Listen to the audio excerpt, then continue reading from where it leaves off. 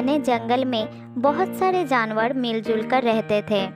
जंगल के राजा एक चालाक और शातिर शेर था।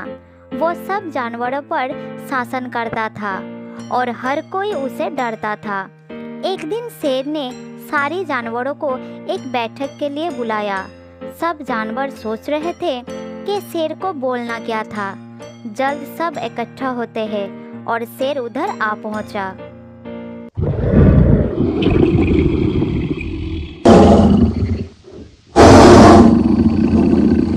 मैं चाहता हूँ कल से तुम सब एक नए नियम का पालन करो।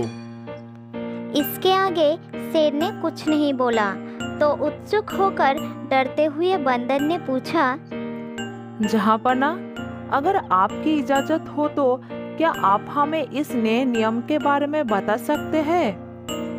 रुको मूर्ख जानवर, मैं इस बारे में बोलूँगा, पर अभी मैं इस नए नियम पर विचार ही कर रहा हूँ। सब जानवर अब और भी डर गए।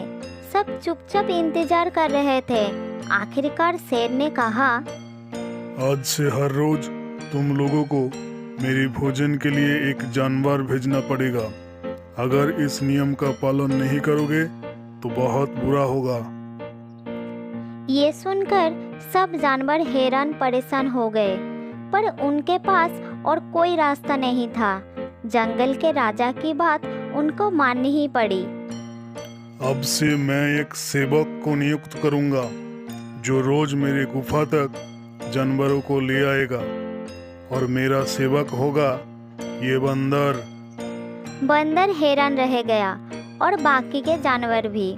शेर का वापस जवाब देने से बंदर बहुत डरता था। थोड़ी देर बाद धीमी आवाज से उसने कहा, महाराज, आप जैसा कहोगे मैं वैसा करूँगा। हर सुबह एक जानवर को आपके पास ले आ पहुँचूंगा। थोड़ी देर बाद शेर वहां से चला गया।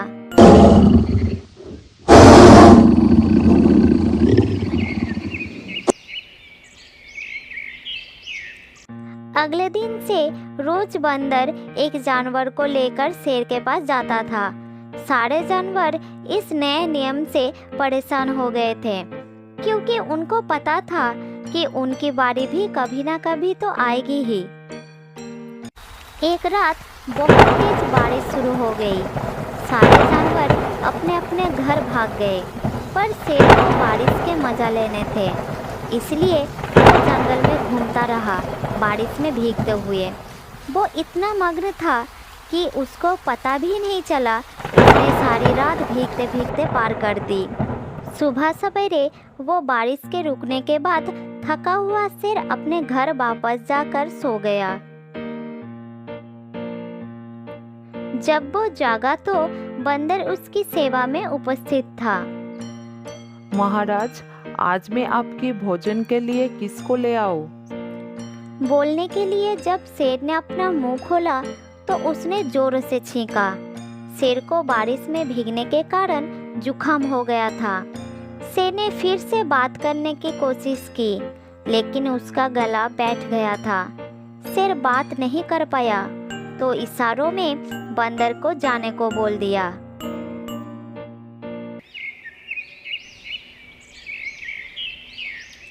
इसी तरह कई दिन बीत गए। इसके कारण शेर को खाने के लिए कुछ नहीं मिल रहा था। अपने गुफा में ही बीमार भूखा बैठा रहा। जल्द शेर कमजोर पड़ने लगा। शेर को इस हालत में देखकर बाकी के जानवर उसको मदद करने का निर्णय लिया।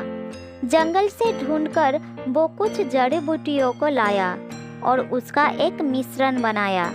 अब ये निर्णय लेना था कि उस भूखे शेर को दवाई देने कौन जाएगा। मैं नहीं जाऊंगा, वो खतरनाक है और कितने दिनों से भूखा भी। मैं अपनी जान जोखिम में नहीं डाल सकता। मैं भी नहीं जाऊंगा।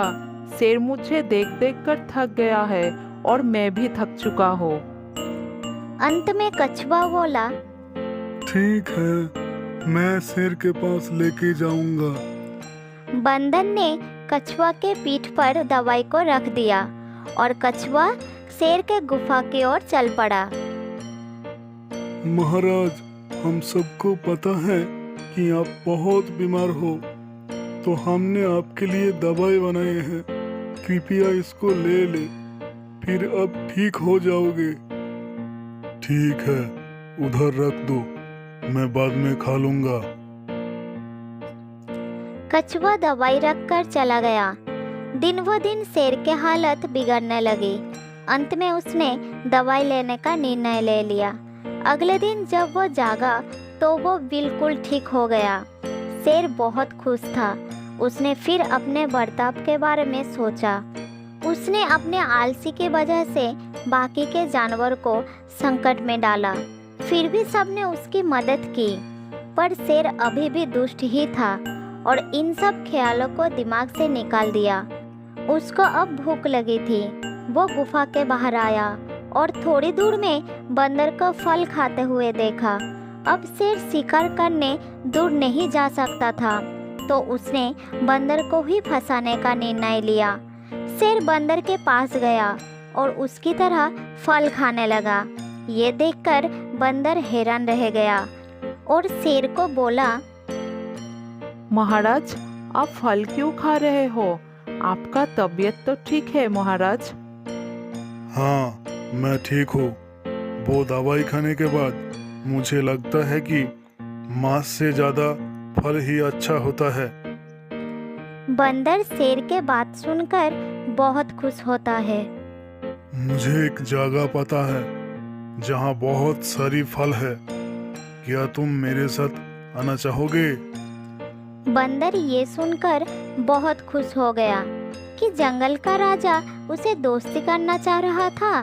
शेर आखिरकार बदल ही गया।